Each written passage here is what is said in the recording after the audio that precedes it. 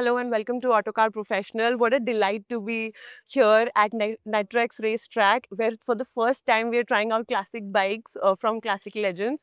Let's start about that. A new role for you. You're still, absorbing things. How has it been? And what do you think about the brand going forward in terms of strategy? And how do you want to sort of expand it?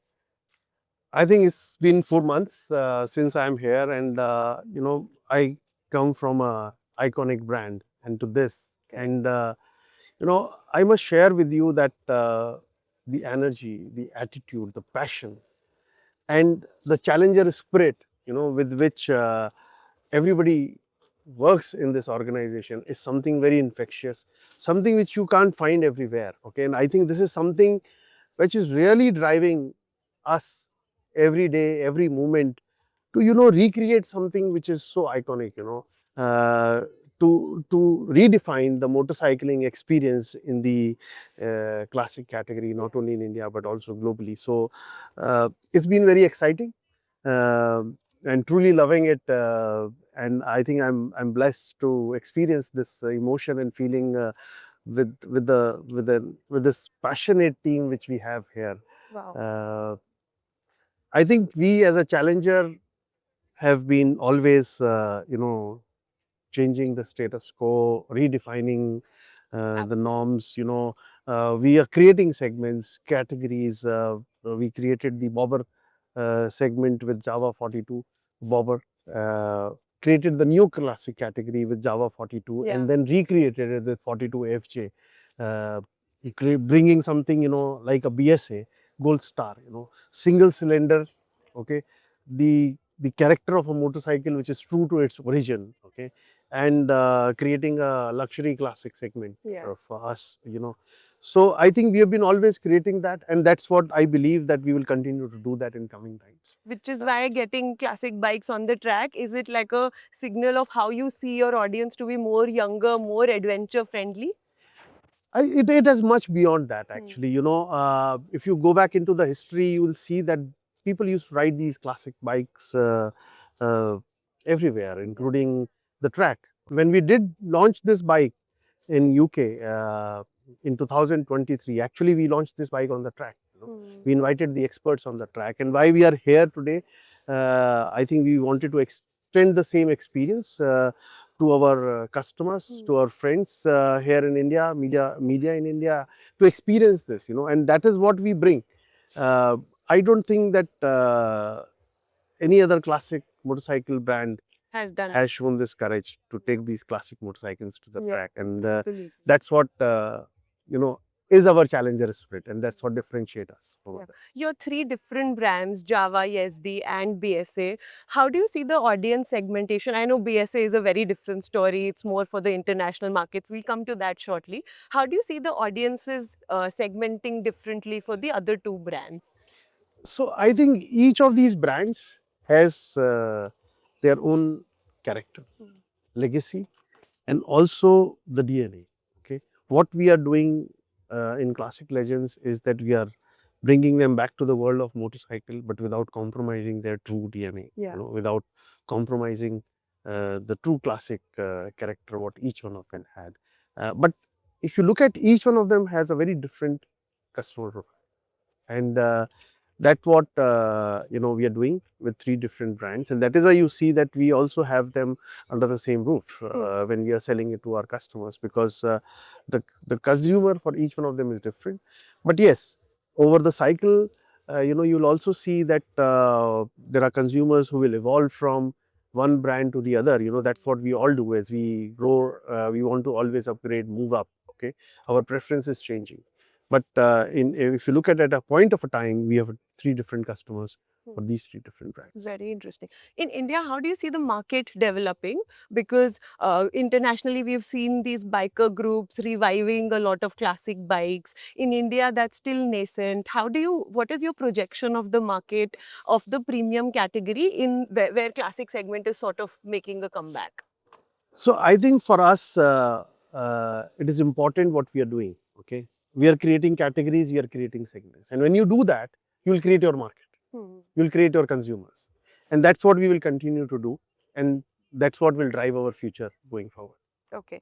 Can you talk about the kind of demand that you're seeing from like tier 2, tier 3 cities in this segment? Because like you said that it's still it is going to be developed and it is in that, you know, upward swing at this point. So how do you see some of the smaller towns and cities responding to this segment?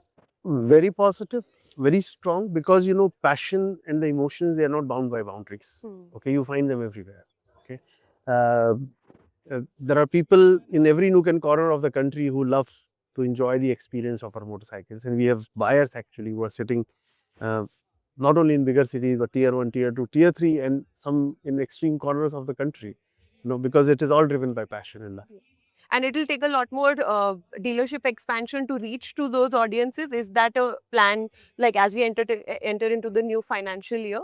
Yes, we will continue to expand our dealership network to reach more closer to our customers, and to bring these iconic brands more and more closer, you know, to redefine the classic motorcycling segment, to give them the experience on these motorcycles, what we are bringing to the world, the 42FJ Java or the BSA or the Adventure from Yezdi. So, we will continue to do that. Sure. Talk a bit about the international market. BSA has, like you said, created a lot of mind share in terms of demand, and people like the brand. People know the brand a lot more. So how do you see that BSA's expansion in international markets? We are on an expansion spree in the export markets. If you could just delve a bit about that. Yes, so I think we are already present in many markets, starting from UK.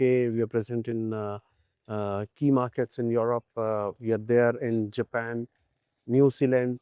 Okay, and yes, we are also soon going to expand our footprint into United States, Australia, Dubai and Middle East, and then also move into the Southeast Asia. So I think the kind of love that we are receiving from customers, and a lot of customers are saying that I want to, you know, have BSA back in my life. Yeah. You know, so when are you coming to my market? So Yeah. these are the kind of Demand. comments and you know, messages we get from customers. So yes, we are going to reach closer to them so that we can also bring them to this new world of motorcycle, the real world of classic motorcycle, which used to be, you know, So bringing. you're trying to redefine the segment in a way and get it back to India as well.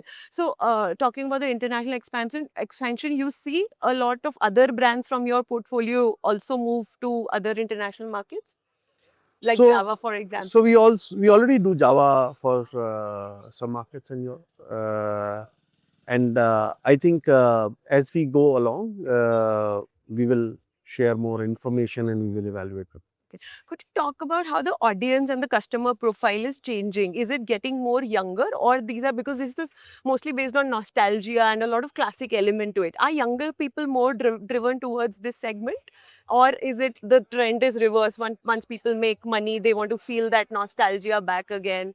How do you see that? So like I was saying that you have three different iconic brands and each one of them has a different consumer. So yes, you do have a lot of younger customers who are coming and who wants to come into this world of motorcycling. Okay, they are coming to our family, okay, of these three iconic brands, our house of three brands, I will say that.